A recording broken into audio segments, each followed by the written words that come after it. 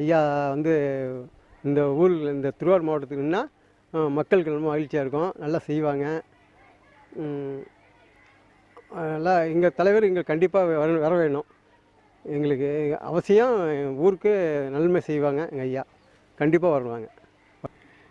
முன்னாள் முதலமைச்சர் கருணாநிதி வரும் எங்கள் தொகுதியில் ஜெயிக்கணுங்கிற எண்ணம் எங்களுக்கு இருக்குது. கண்டிப்பாக நாங்கள் ஓட்டு போட்டு அவங்க ஜெயிக்க வைப்போம். அந்த டைம் கலைஞர் இங்கே போட்டியிடுறது நாங்கள் விரும்புகிறோம் சார்.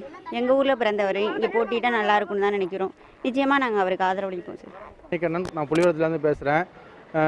திமுக தலைவர் வந்து மக்கள் விருப்பப்பட்டால் திரும்பியும் எம்எல்ஏ நிற்கிறேன்னு சொல்லியிருக்காங்க. அதனால் அவங்க திரும்பியும் வரணும்னு நாங்கள் ஆசைப்பட்றோம். இந்த ஊர் மக்களோட விருப்பம் அதுதான். அவர் வந்தால் அந்த ஊர் மட்டும் இல்லை, நம்ம தமிழ்நாடே நல்லாயிருக்கும் அப்படின்னு சொல்லிக்கிறோம்.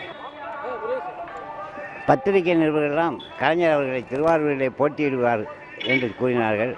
மக்கள் விரும்பினால் போட்டியிடுவேன் என்று சொல்லியிருக்கிறார். ஆனால் அவர் திருவாரூரில் அவர் போட்டியிட வேண்டாம் என்று கருதுவதெல்லாம் நாங்கள் திருவாரூரில் போட்டியிட்டால் அவர் மீண்டும் ஜெயிப்பது என்பது கடினமான காரியம்.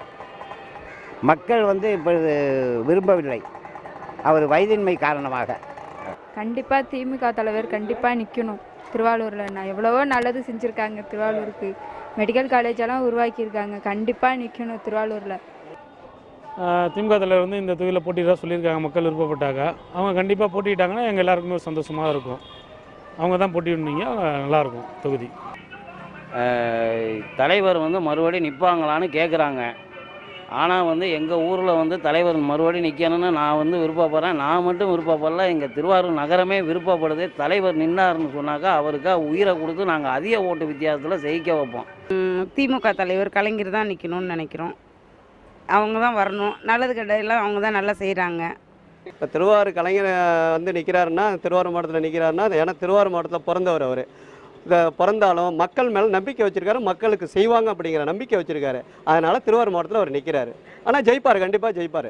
கலைஞர் கண்டிப்பாக ஜெயிப்பார். ஆனால் அதிக ஓட்டத்தில் ஜெயிப்பார். போன ஓட்டோட அதிக ஓட்டில் அவர் கலைஞர் ஜெயிப்பார். இதுதான் உள்ளது.